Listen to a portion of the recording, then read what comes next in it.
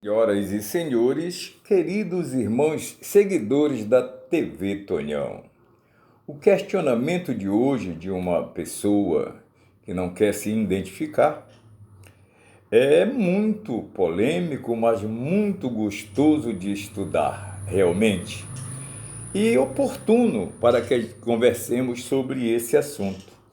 Ele quer saber que se no caso do profeta Elias, que não teria morrido e sim arrebatado, como fica, nesses casos, o ensinamento da doutrina espírita? Vamos aos fatos. A carta de Elias. Se não se convenceu pelos fatos, se não tens tal tirocínio, menos o faria certamente pelo livre raciocínio. Frase de Allan Kardec, com a qual damos início à nossa resposta sobre essa questão. O desaparecimento de Elias, ainda vivo, foi uma questão que confundiu os teólogos sobre a ressurreição. Mas Elias ficou na terra, pois a Bíblia nos relata que Jorão, depois disso, dele recebeu uma carta. E está descrito em 2 de Crônicas, capítulo 21, versículo 12. Engraçado, muitas vezes, o óbvio não queremos enxergar. Segundo o que a Bíblia traz narrado, Elias, depois de ter sido arrebatado, enviou uma carta ao filho de Josafá. Confirmam isso os tradutores da Bíblia de Jerusalém com postagem e oferecem a seguinte explicação para essa polêmica passagem.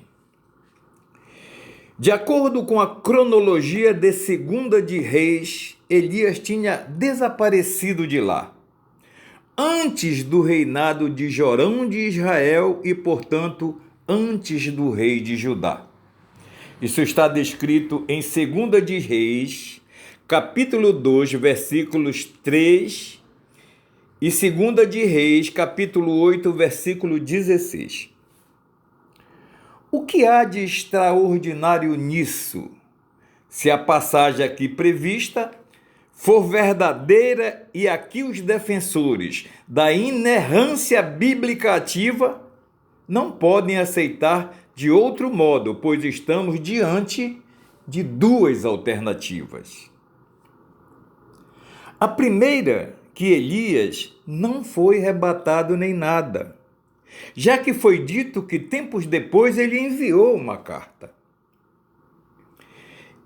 Isso para nós foi o que de fato ocorreu nesse rito, pois é difícil sustentar aqui deste lado que alguém tenha sido arrebatado de corpo carnal e espírito, como está descrito essa impossibilidade no livro de João, capítulo 4, versículo 24.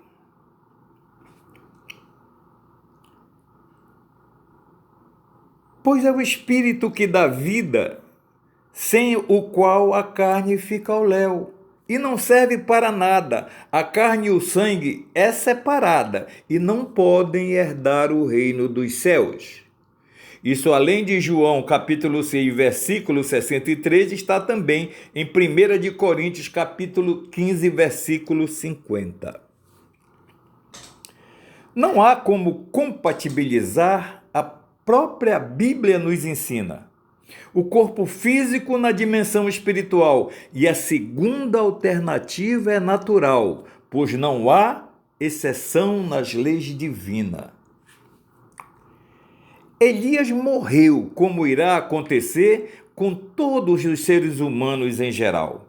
E por força das circunstâncias admitimos que do plano espiritual ele envia uma carta à autoridade real. Portanto, uma ocorrência mediúnica, com alguém servindo de médium ao guia, para receber essa carta e enviá-la ao destinatário em primazia, traduzindo-se assim numa autêntica psicografia. Lembramos-nos aqui do Chico Xavier saudoso, que recebia com facilidade uma imensidão de cartas dos mortos. Na primeira hipótese, não há nenhum fato bíblico entre os, entre aspas, arrebatados, que venha a sustentar a possibilidade de algum deles ter se comunicado, por qualquer meio, na verdade, com os seres humanos encarnados. Entretanto, quanto à segunda hipótese, que Elias, naquele momento, tenha morrido, podemos comprovar biblicamente que ele poderia se comunicar por dois acontecimentos. O primeiro narrado em 1 de Samuel 28, capítulo de 1 a 25. Num fenômeno mediúnico de fato, registra a ocasião em que o rei Saul vai a Endor desesperado, para que através de uma pitonisa, médium, que morava para aqueles lados, pudesse aconselhar-se com o profeta Samuel, já há algum tempo desencarnado. Como estava numa situação angustiante, cercado em suas terras, pelo exército dos filisteus, queria saber do espírito do velho profeta, sobre o futuro que lhe aguardava em relação a essa guerra. O segundo fato, sempre esquecido dos contraditores terrestres, é a comunicação com os mortos, quando o espírito de Moisés e Elias apareceram a Jesus, Pedro, Tiago e João e conversaram com o Mestre. Classificamos esse fenômeno mediúnico como de materialização, pois esses dois espíritos também foram vistos, então, pelos 3 discípulos, que testemunharam essa ação.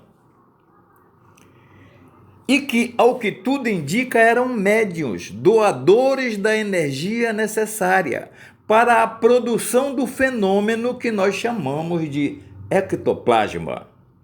Inclusive, é necessário que um fato seja observado. Nos principais fenômenos mediúnicos produzidos pelo Mestre Iluminado, visto por alguns como milagre, os 3 apóstolos citados, na verdade, eram sempre por ele convidados para participarem das mediúnicas jornadas, pois só ele, entre os que os seguiam, possuíam essa energia de forma mais acentuada.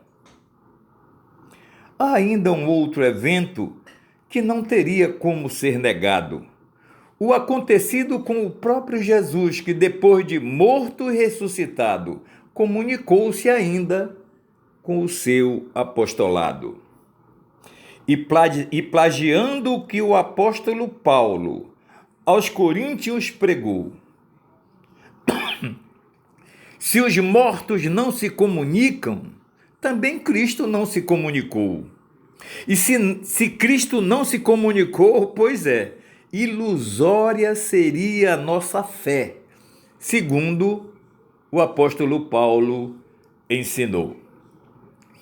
Com essa carta de Elias, acreditamos de forma cíclica estar diante de mais uma das muitas ocorrências bíblicas que provam a comunicação entre os 2 planos da vida. Embora negada sistematicamente por alguns entendimentos tortos, mas que podem ser corroborada pela proibição bíblica adotada por Moisés de se comunicar com os mortos. Deuteronômio, capítulo 18, versículo de 9 a 14. Já que Moisés não era tão louco assim, afinal, para proibir algo que não existe, sendo antes a comprovação cabal pela própria Bíblia da comunicação entre os mundos físicos e espiritual. E como diria Jesus, quem tem ouvidos, ouçam.